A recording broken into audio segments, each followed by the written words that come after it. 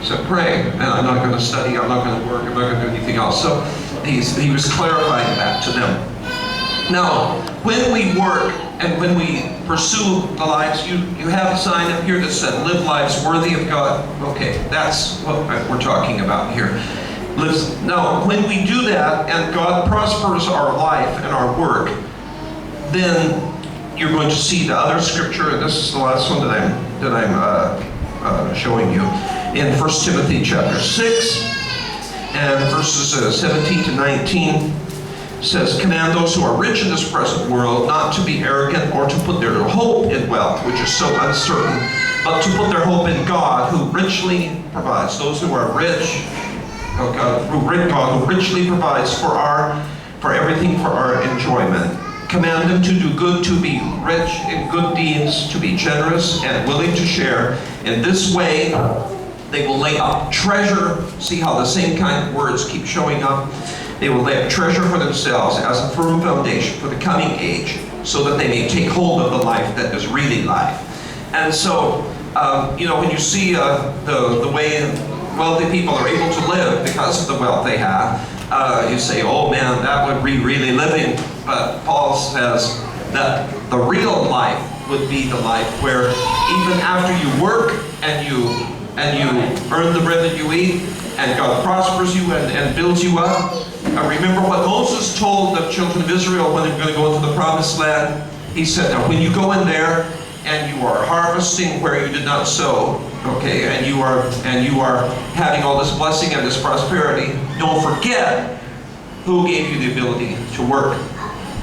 So there's a gardener who was working on a garden, and somebody came along, a minister came along with this big black Bible and said, God has really given you a good garden here.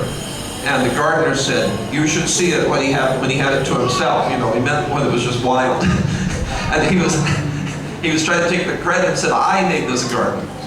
Yes, you worked hard and you made that garden. But if God didn't make things grow, then you wouldn't have a garden, Like using the spiritual illustration, Paul says, I planted, Apollos watered, but God made things grow. He applied it to the church, and it applies into the physical world, obviously, as well.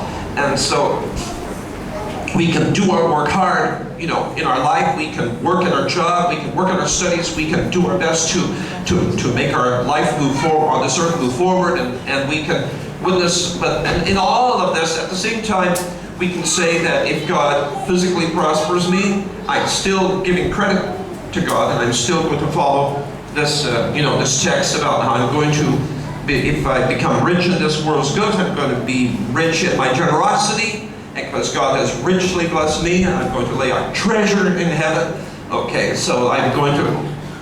And you think, how can you lay up treasure in heaven? You can't take it with you. There's an old saying in English, I don't know, that it says, you can't take it with you. Well, Jesus told a parable about one way that you can take it with you. There was a dishonest manager, he said, there was the boss who found out that his manager was dishonest, and he said, and so the boss says to the manager, you're fired, okay, but you have to close your accounts before you're gone. So the manager says, I'm going to be fired. Now what am I going to do? I don't want to beg in the streets, and I don't humiliate myself by begging in the streets, and I'm too weak to dig ditches. So what am I going to do? He says, I know some people owe my boss money, so I'm gonna cut the amount they owe if they'll pay part of it now, because I have to close my account. So he goes over to so-and-so and he says, how much do you owe? And he says, I owe 80. And he says, well, you pay 40 and I'll forgive the rest of the debt. And so he's very happy with him. And he says, how much do you owe? He says, I owe 120. He says, well, you pay 70 and I'll forgive the other 50, like this kind of thing. So what he's doing is, and the boss said, this guy's really clever. He may be a crook, but he's a clever crook.